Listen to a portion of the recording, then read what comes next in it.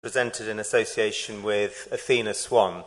I'm assuming that most of you know what Athena Swan is, but just in case any of you don't, it's an organisation whose aim is to promote gender equality in universities, and in fact the remit has recently been broadened to include equality and diversity generally. This debate arose originally from a meeting, I think a year or so ago, maybe a bit longer ago, when you were voting. But with this one, you can just do it under the table, and no one's any the wiser. So what we have to do is test these. The other thing to say is that if you're watching online, you can still vote via a website, which is ra.ombea.com. That's ra.ombea.com. And if you log into that, you'll be asked for a session ID. And the session ID is... I will just do that now. Drum roll, please. No, there's no drum roll. It has to be...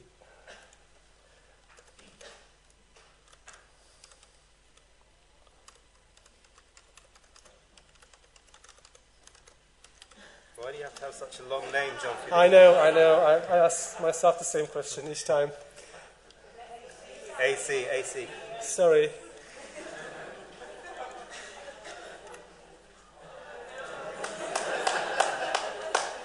There's nothing like being under pressure. Thank you. And thank God this is secret.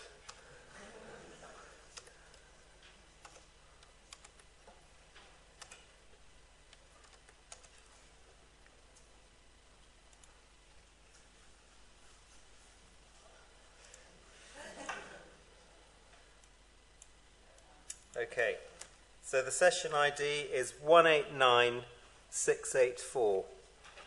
189684. Okay. 189684.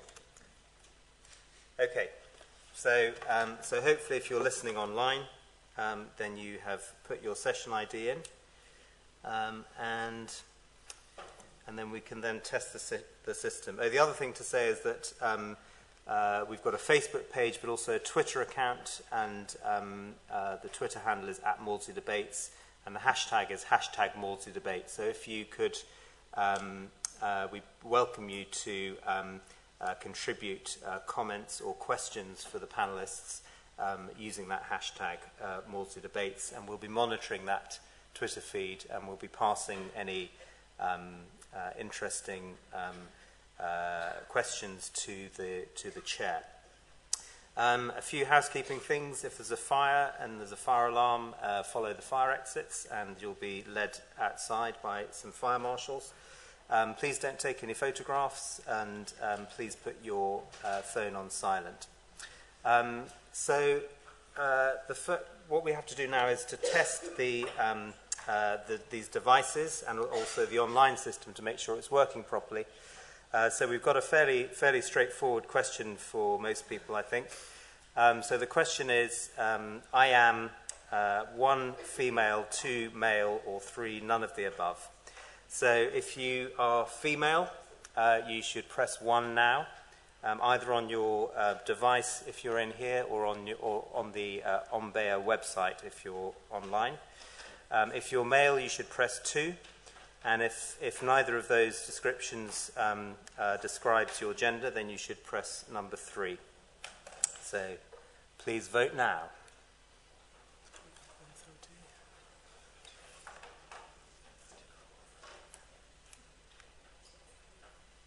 Okay, so we'll have another drum roll.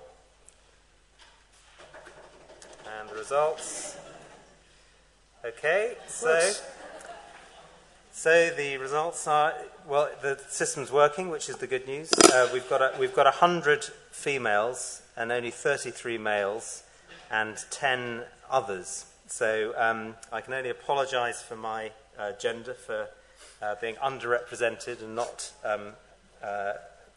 turning up in large enough quantities. So now we can move on to the main debate question. So the motion before the House is: this House believes that UK universities already offer equal opportunities for all, So if you agree with that statement, then you should press 1. If you disagree with it, you should press 2. And if you want to wait and listen to the arguments first before you make up your mind, that's a perfectly reasonable thing to do. And so you can, in that case, you can press 3. So go ahead and vote now, please.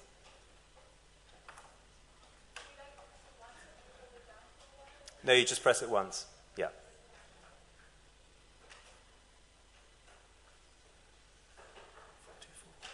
Yep. Okay. Oh. Yep, I think we can do that. Okay, so we have 24 people are for the motion, 95 against, and 26 abstainers.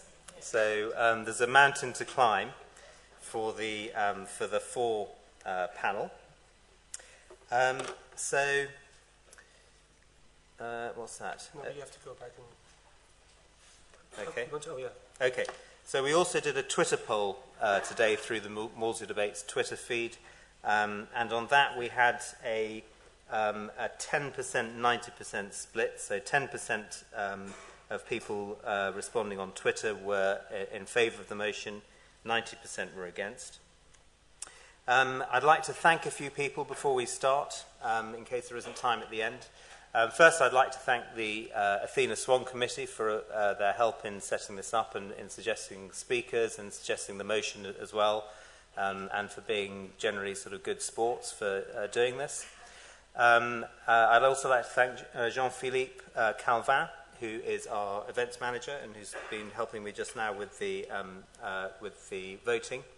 Also Simon Kowaleski, who was actually used to work here in the IT department, then moved on, but he's still the only person that actually knows how to work all of the IT surrounding these debates. So we've actually brought him back for one day only just to help us with this. And also Alex Dionysu, who designs our posters, and I think you'll agree it's a very nice poster. One other housekeeping thing. These clickers are very easy to sort of slip into your pocket, but they're totally useless outside this room, so please don't take them away and leave them on the tables. So now it just falls to me to introduce Laddie Smith, our chair. We have a very distinguished panel which Laddie is going to introduce. There's not a Y chromosome amongst them. And Laddie is a consultant psychiatrist here at South London Maudsley NHS Trust. She's also a clinical senior lecturer at the IoPPN, the Institute of Psychiatry, Psychology and Neuroscience. You may have seen Laddie on the BBC or heard her. She's quite often on programmes like Newsnight, talking about mental health, various aspects of mental health. And she also has a special interest in psychiatry and women, which obviously makes her a very apt person to chair this debate. I also saw on your CV, Laddie, that you were Woman of the Year 2002. And I wasn't sure whether that meant you were Woman of the Year worldwide or in some particular category. As one of 500 people. Right. Well, congratulations. So, Laddie Smith, ladies and gentlemen. Thank you.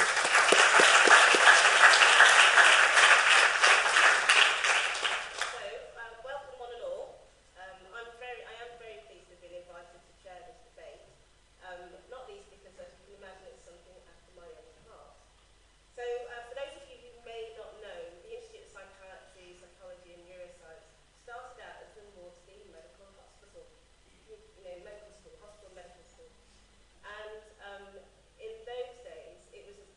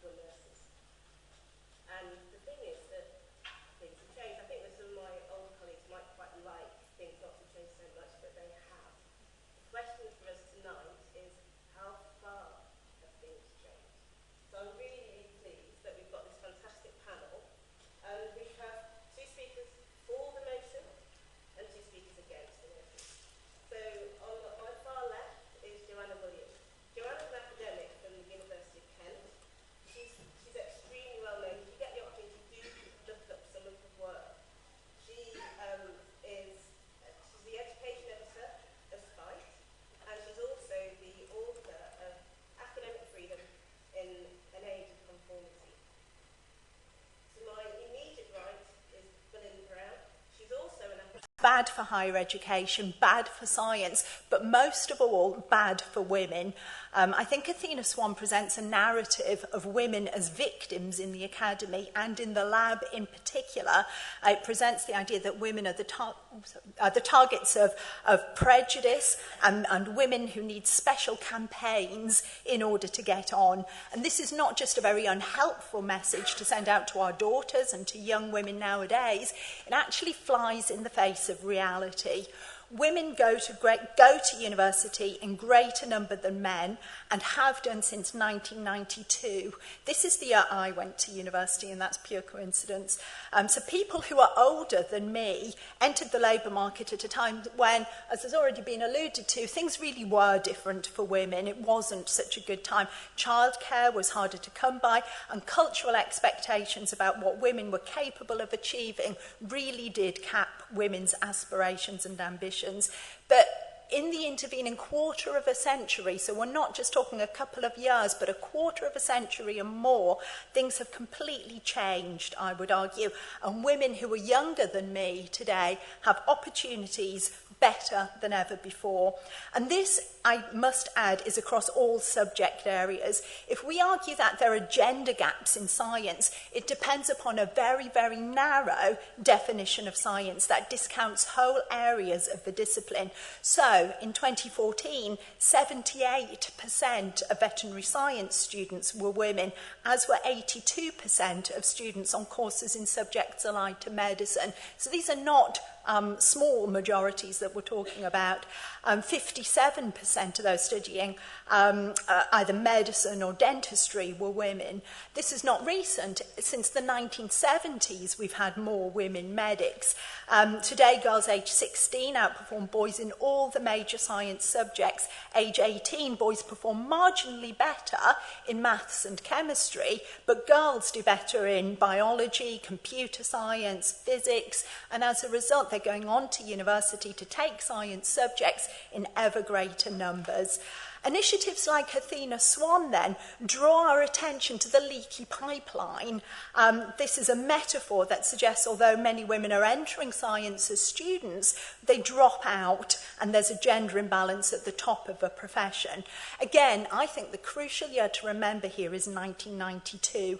To establish a career, to get to the stage where you are a professor, where you are running a lab, takes many years. Of course, if we compare the number of women students nowadays with the number of women professors, we will notice a leaky pipeline. However, if you compare the number of women professors today with the number of women PhD students 20 years ago, suddenly that leaky pipeline is if not disappears, it is all but reduced very, very substantially. The myth of the leaky pipeline is used by campaigners for good intentions, but it tells young women nowadays, young women scientists, people who are sitting in this room, that science is not a good place for them, that science is prejudiced against them. Now, it would be naive of me to stand here and say that there are no issues at all facing women, particularly women who seek to combine careers with motherhood. Things can be difficult. Long hours in labs that science demands are both more difficult and less attractive once children arrive. But the problem here is only partly to be found in science. We have a cultural narrative that sees women as the primary carer. That means that yesterday, despite the fact that I was working 200 miles away from home in Leeds, it was me who got phone calls from the school to ask why my nearly 18-year-old hadn't turned up for afternoon registration. When I suggested to the school that they could either ask his dad, or even better still, as he's nearly 18, ask the boy himself why he wasn't there, I was kind of accused of being uncaring, believe it or not. I think what we need nowadays is both cultural and practical support to allow women the freedom to run their lives in the way that's best for both them and their families. And one thing that means is good quality, affordable, flexible childcare. Now, one leading proponent of this provision for scientist parents was Sir Tim Hunt, whose by now famous ill-advised joke about the trouble with women in labs led to his resignation. Big famous story I'm sure everyone's aware of. It was sciences, presumed woman problem, its presumed inability to recruit and retain women, and the kind of precarious employment and promotion prospects of female scientists that provoked the outrage that prompted Hunt's resignation. So UCL argued that equality and diversity is not just an aspiration. They said when the provost accepted his resignation, it informs our everyday thinking. 2 points here.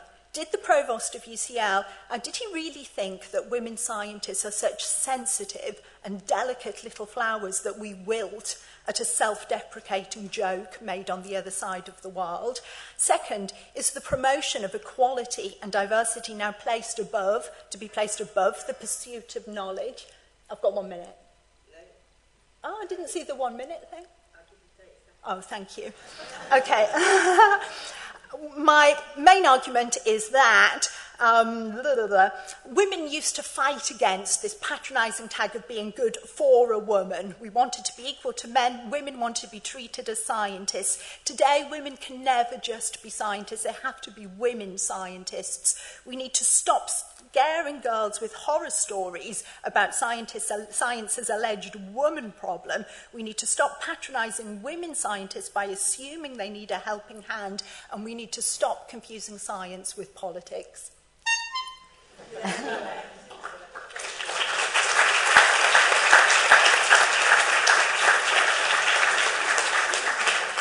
Okay, so over to Femi to put her case against the motion. Thank you.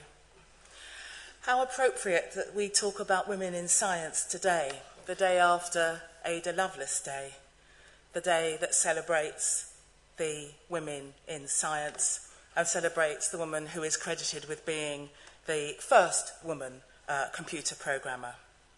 So, who needs Athena Swan? This House believes, does it, that UK universities already offer equal opportunities for all? Really?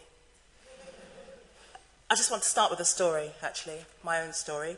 Back in 1978, I applied for a job as a telecommunications engineer with the then Post Office. It's split since and become BT, but we called it the Post Office. I did quite well. I passed the written assessment. I found myself in a practical assessment centre with 29 other contestants for the role. I was the only woman. What impact do you think that had on me? I felt out of place. I felt as though I didn't belong. I was subject to closer scrutiny. I was stared at. I was teased by the other participants, the other candidates, and I was looked at in astonishment by the other assessors. Despite all that, I did reasonably well. I passed, although not as well as I might, and I was offered a place on the programme. But that day's experience made me feel that that wasn't the right path for me. Now, with the work that I've been doing around Athena Swan and unconscious bias, I recognise that the absence of role models in that room, the absence of anybody who made me feel that I was normal and belonged, had a profound effect on my ability, and it happens to others. It affects our performance. It's called stereotype threat. I've seen some progress on this, but not enough. The greatest rate of change that I've seen has been over the last 10 years. I've been working in diversity and inclusion for about 30 years and in higher education for about 20. And not just for one organisation, but for literally dozens right across the UK. And I've seen a lot of change, and most of it has been in the last 10 years, and that's pertinent. However, the change I've seen is not enough. In March this year, the University and College Union report for International Women's Day, which was called Holding Down Women's Pay, found that the gender pay gap across the higher education equates to a shortfall of over £6,000 each year for each female academic. That was this year. And at Russell Group universities, the gender pay gap is 16%.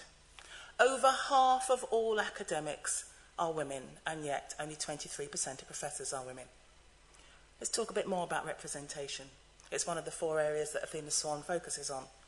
Women still make up less than 9% of those in the fields of engineering and technology. There's a hashtag going around. 9% is not enough. 20 years ago, that percentage was 5%. And 10 years ago, it was still only 6%. But today it's up to 9%. So there's a greater improvement in the most recent years. This, I think, is pertinent because Athena Swan is just over 10 years old. We need to keep up the good work. We need to not just keep Athena Swan, we need to strengthen it. If gender parity in engineering graduates was achieved, it would equate to 30 harassment and sexual violence in higher education. It's not that women don't want to stay in science, it's just that it's incredibly hard for them to stay in science. And Athena Swan helps with that because one of its focuses is the working environment. So, for my last 30 seconds, I say we need more work in this area, not less. We need to strengthen Athena Swan, and so, obviously, I urge the House to reject the motion.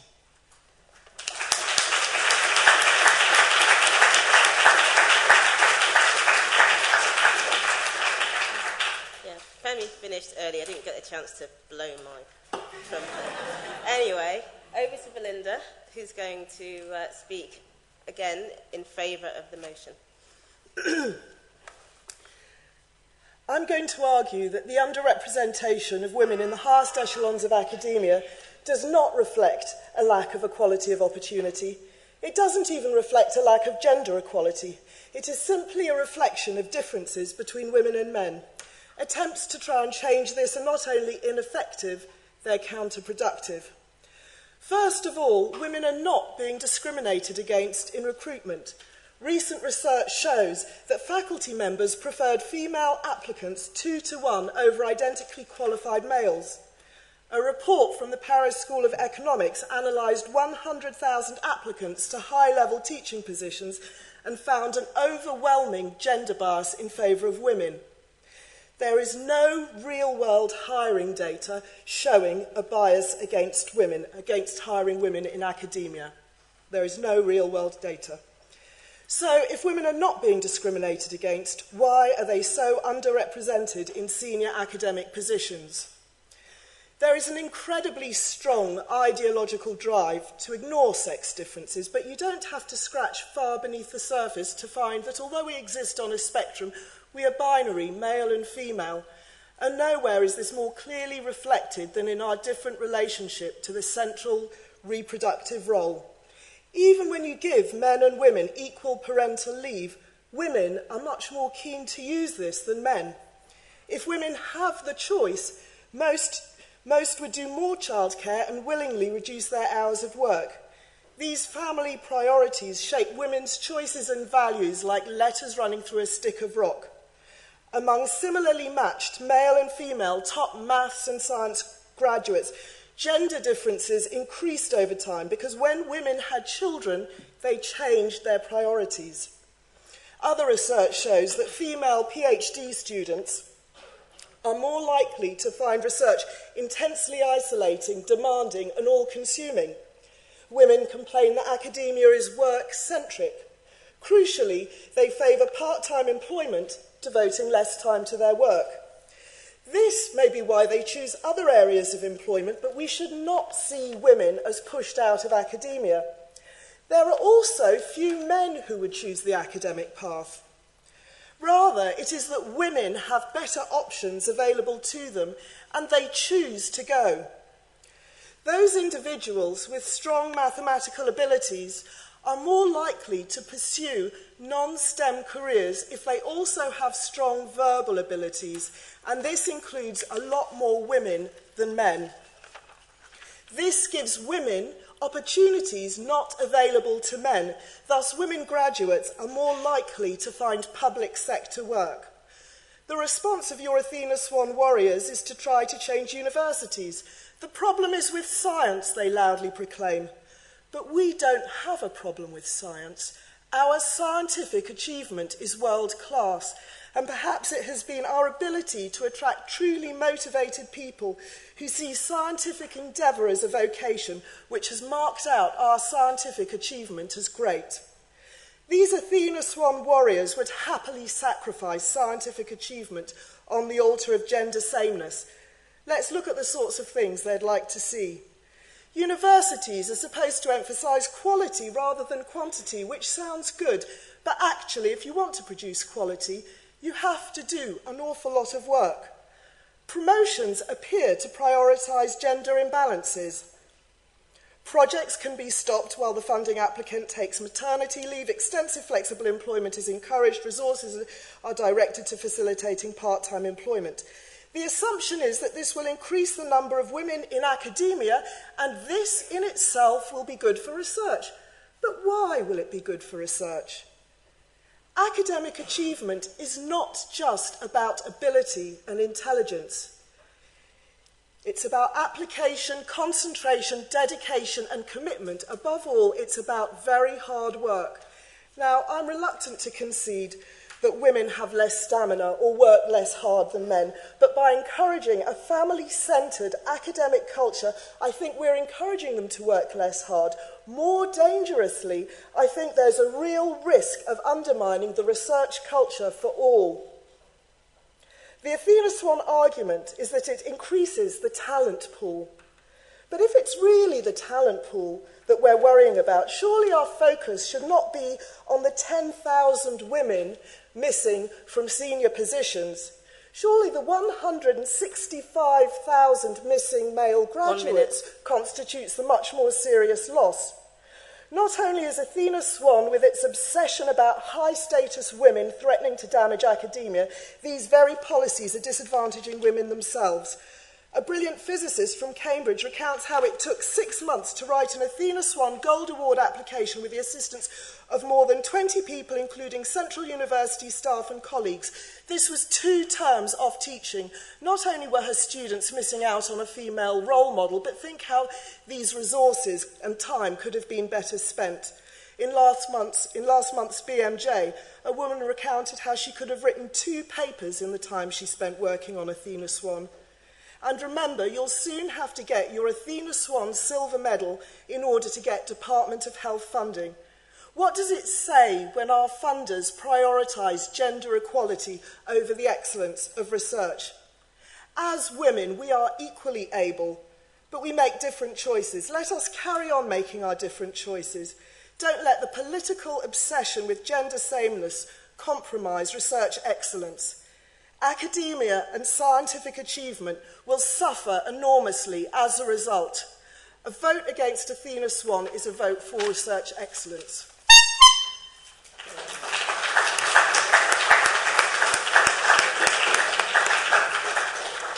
Okay, wow. So now over to Clare Gerada, who is going to speak against the motion. And in the interests of equality, my sons and my husband have given me their viral infection. So excuse me. So we've heard from all the speakers how science is hugely influential and it's a hugely prestigious place to be for men and women.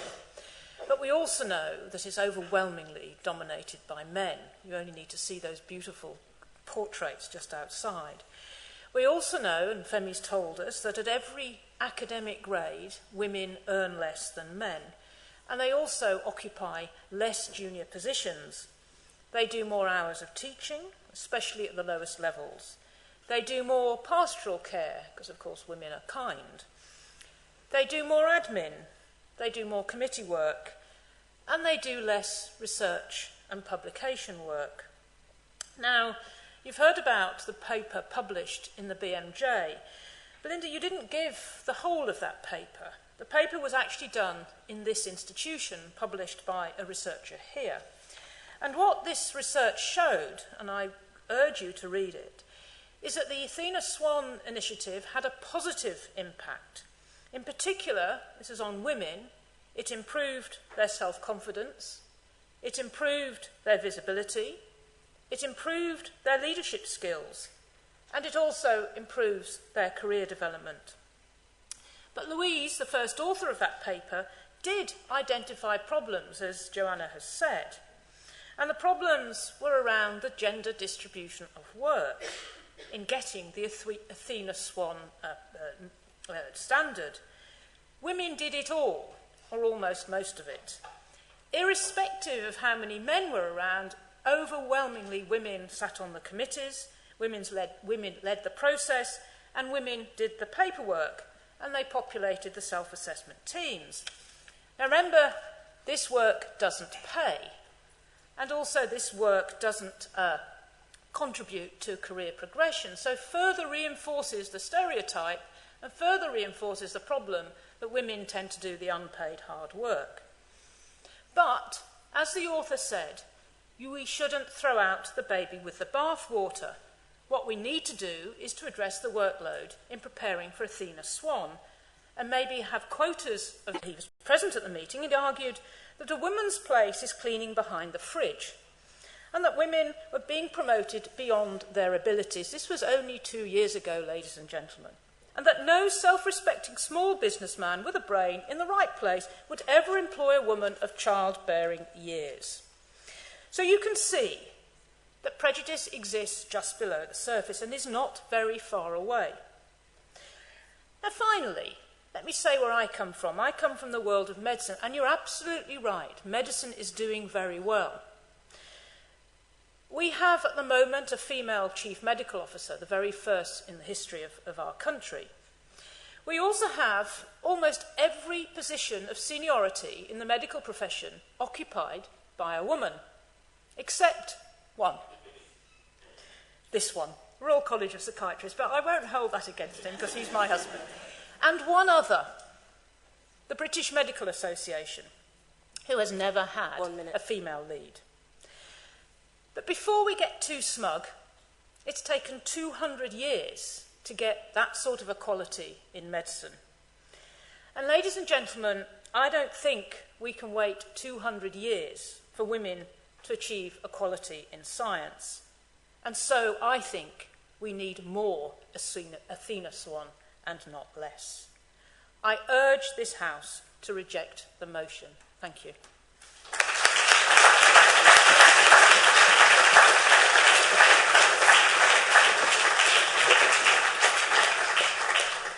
Okay, so what happens now is that we're going to put it to you, the floor, and we're going to ask you to put some questions, make comments, ask for points of clarification to our panel. And hopefully we'll draw out the debate a little bit more. So, any points or questions? Okay, there's one at the back there. I think we've got microphones. There's one here.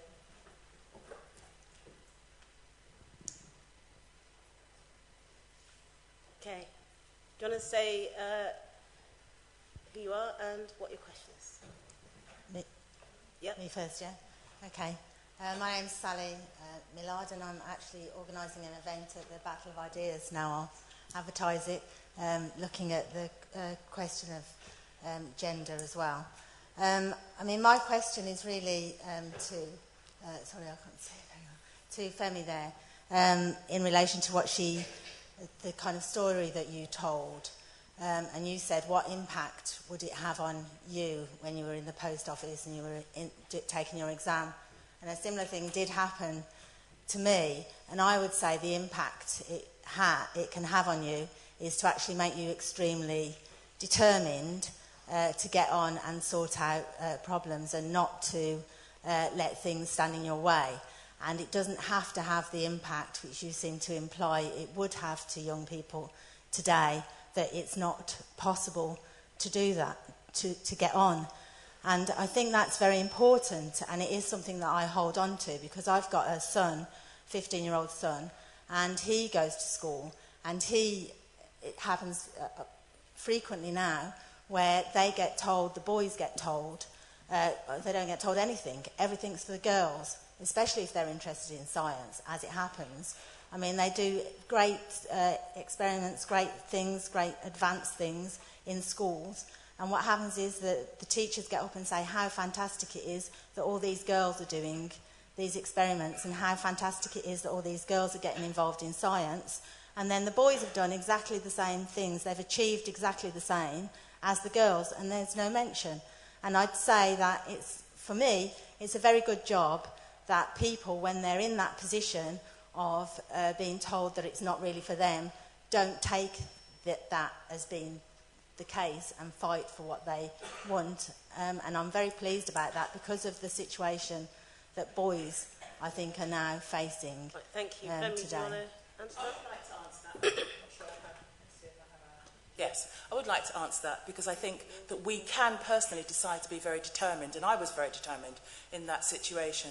But my work has shown me from right across the world that even people who are in very secure positions like Ivy League maths students, if you say to them, we're going to compare your grades in this maths test with those of Asian students, they start to perform less well, just by being told that they're being compared to others. So determined, of course we can be determined, of course we can have our own self-determination. It's important to recognise, though, that sometimes these things affect us at a very basic level, whether we're aware of it or not. And I think institutions need to take responsibility for that and use initiatives like Athena Swan. Okay. There's a question that's put at the back. So the girl to the right first, and then the girl to the left. My right, that is. No, further back. Hi, my name's Caroline Knapp. I'm a research scientist at UCL, and I'm on the Athena Swan committee. And we recently had a silver application rejected, which I worked enormously hard on. And I wonder if there is a quota. Athena Swan has membership. You have to pay to be a part of it, which I wonder if in the future could that mean that maybe smaller universities would be excluded. But also, do you have a quota? Were there already a certain number of silver awards given out this year, and that's why, or is it just based on the merit of the application?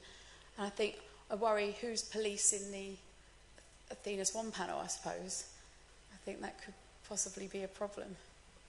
I don't know if anyone can answer that question. Is there an ECU person here? I know, but I can answer it. So, Are you ECU?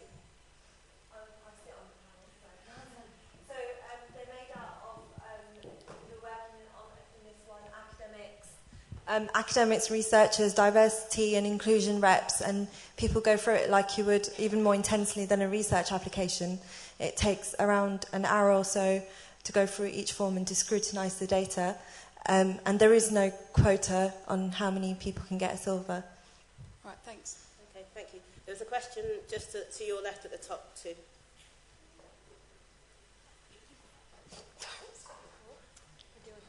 Hello, my name's Jessica, I'm a student here, and my question is directed to Belinda Brown. So you said there's no real-world data to show a recruitment bias against women, and I think the big elephant in the room is intersectionality and how race and gender combine together. So there is evidence to show there is recruitment bias against BME women. So I think we kind of missed that in our debate as well. So not only gender, but how race affects women in academia. Can I reply?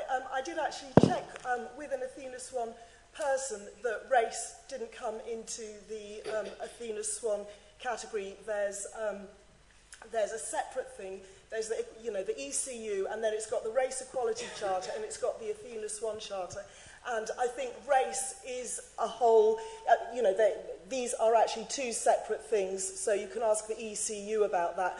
But I'm just talking about gender, and I think race does probably need to be addressed.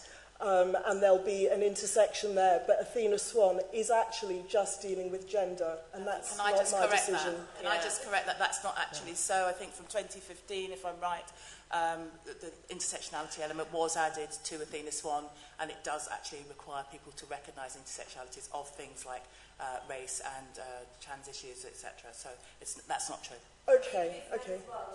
Yeah. No, I know it includes men, but yes, the race issues seem to be with the race. I didn't know about the but in terms of gender, there's been a number of really massive studies, and they haven't found real-world hiring data. I mean, real-world bias in the hiring of women.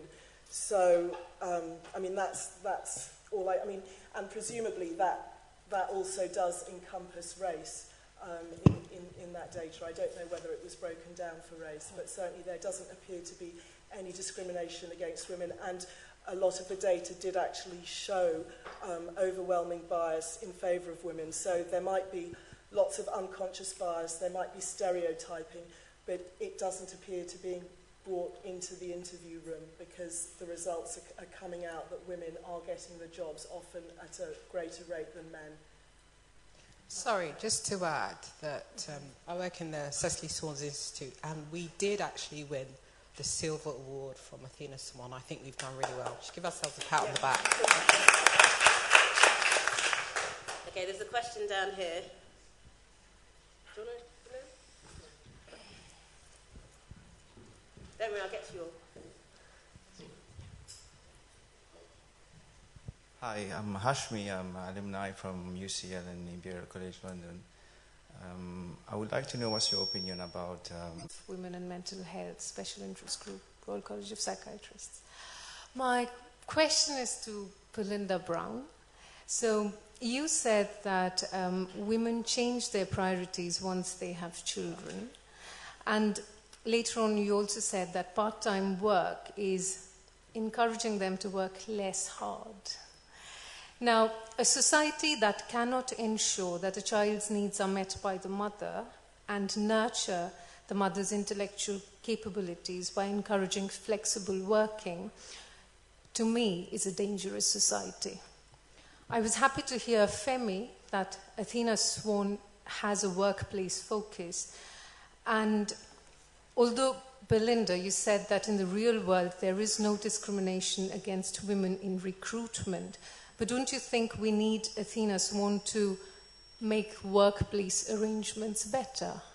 I think that I think flexible employment and allowing for family considerations is really important, and the more the better. I think that's really great.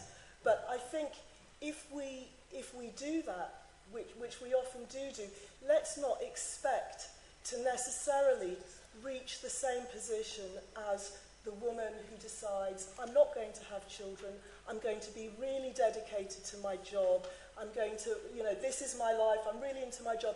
And I kind of see it, rather than seeing it in terms of penalising women for making family choices, or men for making family choices. And I emphasise, I think it's really good to allow for family considerations in the workplace, but let's not expect to be promoted at the same rate as the person who's willing to make sacrifices. I think we should see it in terms of rewarding those people who really want to, dedicate themselves to scientific achievement.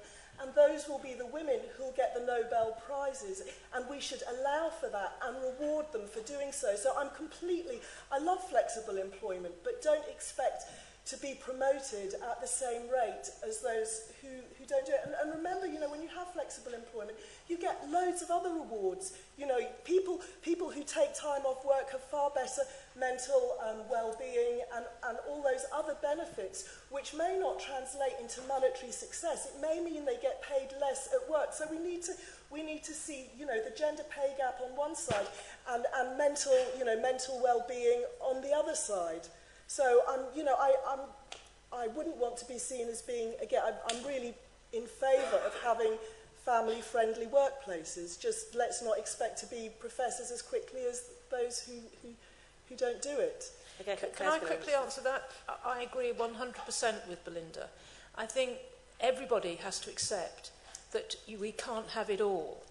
We can't have large families or even a small family and expect not to make sacrifices. The sacrifice might come in the workplace, it might come in the home life. And I always say to everybody, men and women, just get used to the guilt. It's there. It lives with you. When you told the story about the school ringing you up, it just lives with you. And one day, maybe in 100 years' time, it will sort. But the only way to succeed, I'm afraid, is to work hard. There's no shortcut. And you can take time out and still then catch up. But we can't have it all. And flexible working is great, but actually flexible working means you're working less. Therefore, you can't expect to be promoted at the same speed as somebody who's working more, unless you're a genius. Can I? Okay. Sorry, it'd be a very, very quick thing. I mean, I think we've got kind of peace breaking out on our panel here, and there seems to be an awful lot of agreements, which is probably a shame for the debate. But no, I do very, very strongly want to endorse that as well.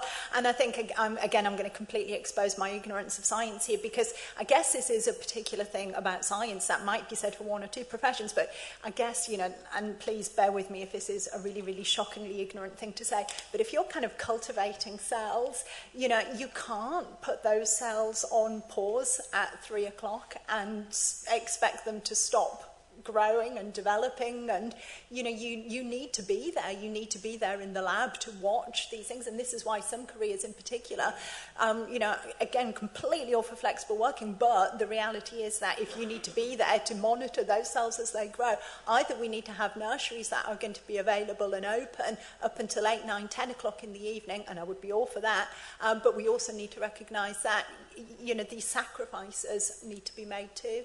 You can't be in two places at once. There's a question there, and then here. Hello, I'm Mark Ellis. I'm an ex-physics teacher. I wanted to ask Femi particularly, why do you ignore preference? For instance, my daughter, she's got a first in physics and has chosen to teach because she wants a job that will fit in with childbearing. My son is going out with an accountant who chose accountancy because she's got a job then that it's easy to drop into part-time. Now, it seems to me that there's an obvious and observable difference, which I don't think is cultural, because I can assure you I've encouraged my daughter just as much as my son over her academic studies. There's an obvious difference that many women simply want to pursue the old-fashioned motherhood rather than pursuing material gain and success in a worldly way. Why don't we bring that into the picture? Can I just begin by suggesting that actually you're not the only influence on your daughter's choices? So when you say you've encouraged your daughter to do something, you're perhaps ignoring every other influence that she has been subjected to throughout the time that she was growing up at school, through the media and so on.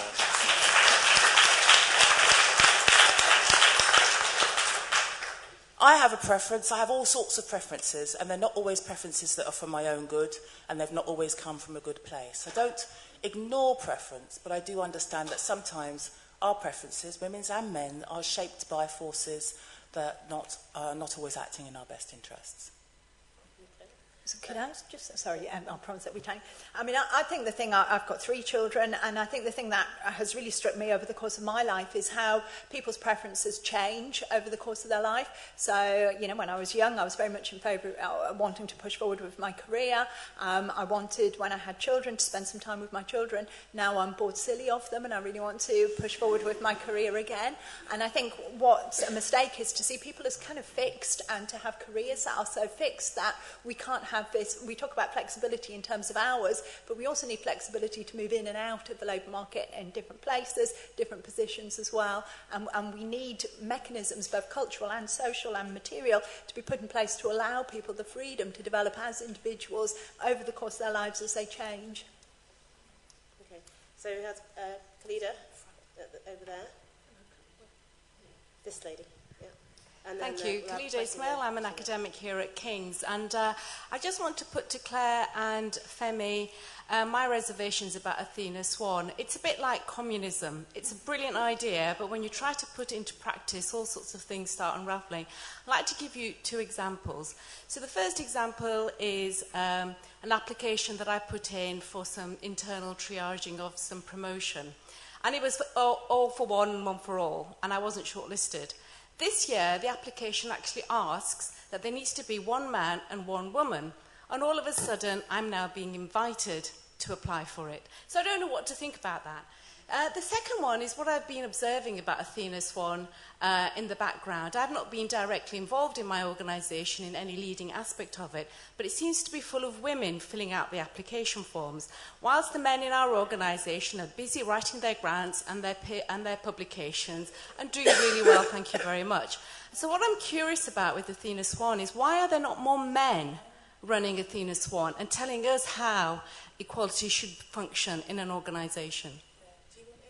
Well, I mean, it's what I said in my 6 minutes. The evidence shows that it's women that do the work for Athena Swan. And even when you control for the number of men and women are doing between 60 and 70% of the work. The answer is not to throw out Athena Swan. The answer is to maybe have quotas for men and to say actually men must do equal amount of the work. So, and I agree about unintended consequences. Those, I come from medicine. Medicine has got hundreds of unintended consequences, but including our inspection regimes, etc. But I think the evidence also shows that Athena Swan makes a difference. So rather than get rid of Athena Swan, improve it. Hiya, Kalida. And can I just big up our hosts here, because here at King's I know, well, certainly here at the IoPPN, that we've got men involved in, and other allies involved in the Athena Swan submissions, so that's kind of balancing things out a little bit. And so the women that are involved in that are beacons, but they are well supported by male colleagues, and we're hoping to see more of that as well. So that would address your second point. Professor, I am female. I'm one of the few around here. I've been here for 16 years, and I've watched a department that I'm in that is primarily female have the same problem with gender balance at the professorial level since I arrived. So we had a very small number of female professors when I started. 16 years later, we still have a small number of professors, despite the fact that the vast majority of people who work in my department are women. The other thing I want to point out very strongly is these women are not leaving necessarily to go and have families and to give up their careers.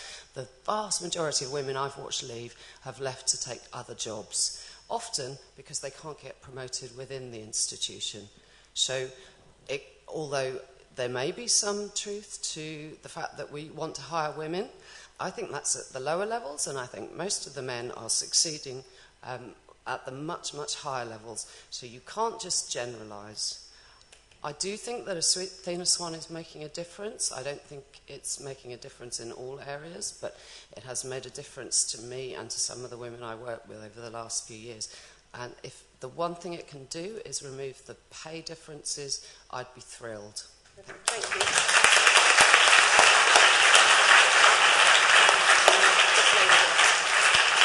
Sorry, but it was this lady with the blonde hair and the glasses had her hand up for about 20 minutes. I went on a course probably a couple of years ago now. It's the Springboard Women's Development course, which was really interesting, actually. A lot of the focus of that course, it was sort of done over 4 months. You sort of do 1 day a month. And a lot of that, the focus turned out to be on what women were doing themselves to sort of undermine their position. What was repeatedly coming up is that it was women who were falling into those roles at work of being so unbelievably helpful that they were taking on all these roles that ultimately weren't going to help their career progression. All these things, sitting on committees and such like, that means you're not writing papers and grants. The other thing that repeatedly came up is that people at home were falling into that pattern where they were doing progressively more and more of the childcare and housework and everything else. So there was always this sort of complete imbalance. And a lot of what we did over those 4 months was worked on those things, was actually go away and then come back the next month, and people were saying, I've just delegated all these tasks, I'm not doing all this stuff at work anymore, this is ridiculous. I realised I was getting myself into that, and similarly at home you have to deal with those things. I think there is a much wider societal problem, that this expectation that women are the main child givers and caregivers and so on and so forth. So I do wonder to what extent it is the fault of institutions, or it should be the role of institutions to solve this problem. It's a much broader problem. It's something that often we need to pick up ourselves and deal with. Athena Swan probably highlights some of these things, but I think we need much, much wider answers when we think about how to deal with this. And similarly with flexible working and such, like someone said to me, when you come back after having children, don't go part-time, because you'll do the same number of hours but not get paid for them, which is what repeatedly happens. I just end up getting up at 5 o'clock in the morning to write papers before my children wake up. You still have to put in that work, but you just, if you go for those, sometimes go for those part-time options, you just get paid less. So we need to stop undermining ourselves in these ways as well. Okay, thank you. Final point. Okay, final point, and then our speakers are going to sum up. John Barry, UCL. Several people tonight have mentioned the gender pay gap. Femi, I think you talked about that a little bit, but you didn't explain what causes the gender pay gap. Could I ask you to explain it, and also somebody from the other side of the debate to put their point of view? Very quickly. Hello again. The gender pay gap, there are all sorts of factors that cause the gender pay gap, and I know that you and some of your colleagues at the end of the table there will say that it's about women's choices that cause the gender pay gap. I think some of those women's choices are affected by the opportunities they have that are open to them. So if it's more difficult for you to survive in a particular work environment, you might choose to take a different work environment, and that's likely to be less well paid.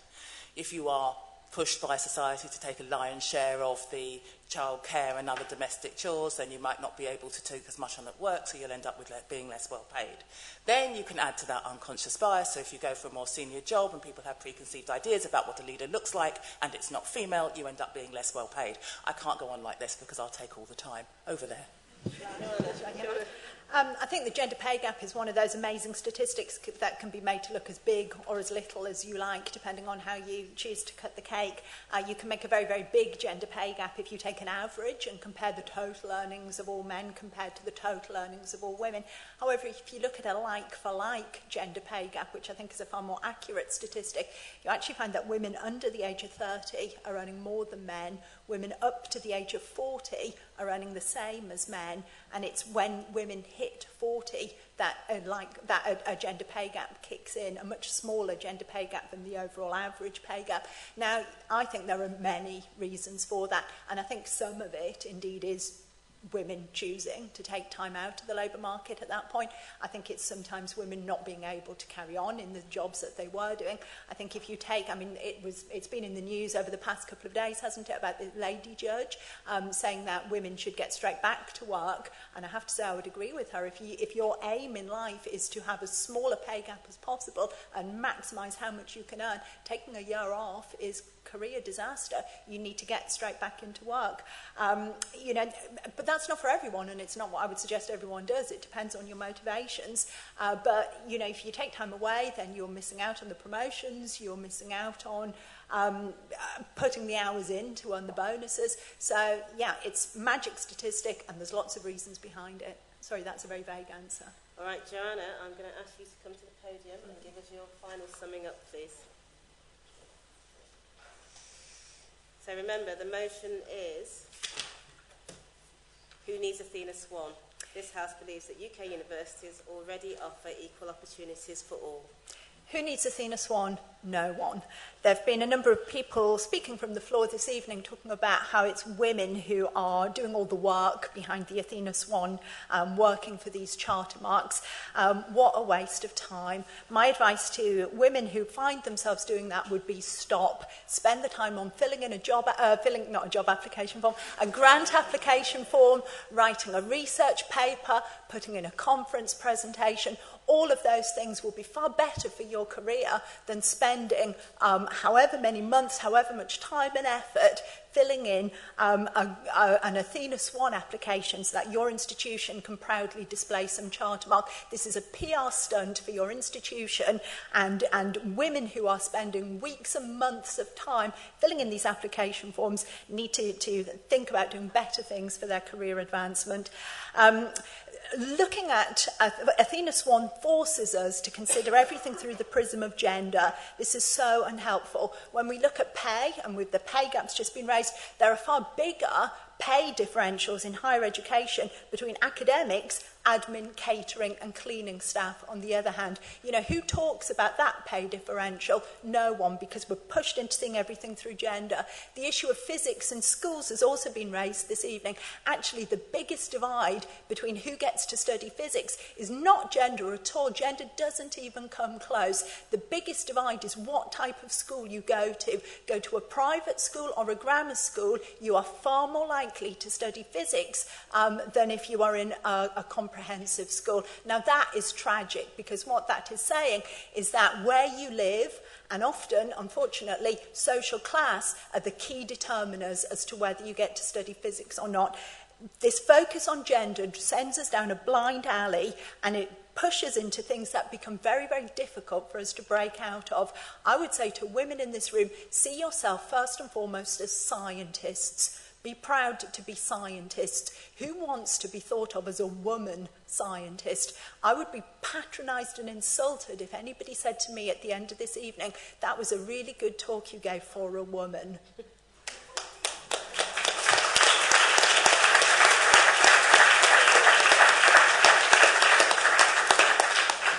And Femi's going to sum up against the motion.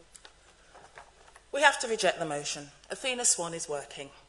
And lots of institutions, departments that hold Athena Swan Awards have shown that they are more advanced than those that don't. There's evidence that show that there are changes in culture, there's less harassment. There are more women putting themselves forward for promotion. There are more women actually being promoted, even right here in the IoPPN. We don't have to say that you do the work for nothing. So here, women are paid an honorarium for the work that they do on Athena Swan.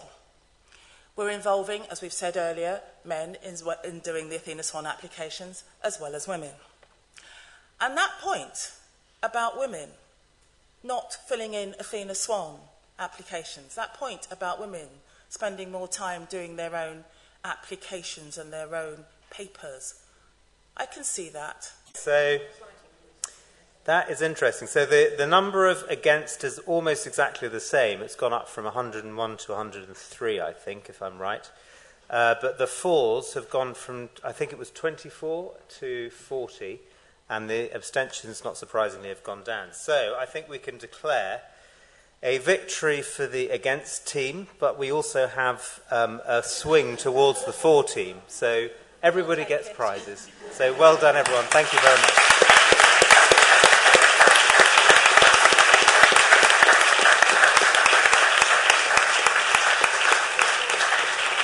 So now we have some food and some drinks up in the education hub. So if you go upstairs, then people will direct you to the education hub. Thanks very much.